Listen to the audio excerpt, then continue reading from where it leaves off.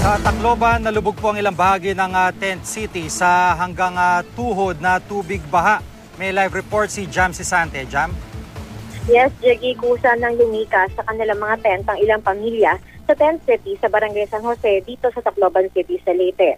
Umabot na kasi sa tuhod ang tubig baha, bunsod ng mga pag-ulan dito nitong mga nakaraang araw. Ang ibang residente naman, inilipat ang tent nila sa mas mataas na lugar. Sila na raw mismo ang gumawa ng paraan para hindi bahain ng mga tent na nagsisilbing pansamantalang tirahan nila. Ang ibang pamilya naman nakikitira muna sa iba.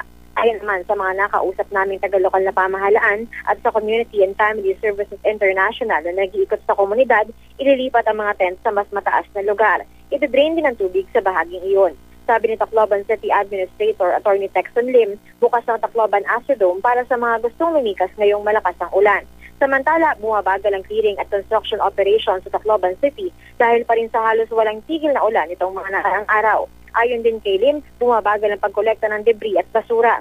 Natutunaw daw kasi ang nasiya ng kalsada papunta sa temporary dump site sa Barangay Abukay. Pati minor repairs sa mga gusali na uunsami dahil sa ulan. Mismong paggawa ng bunkhouses, bumabagal din daw dahil sa tuloy-tuloy na pag-ulan.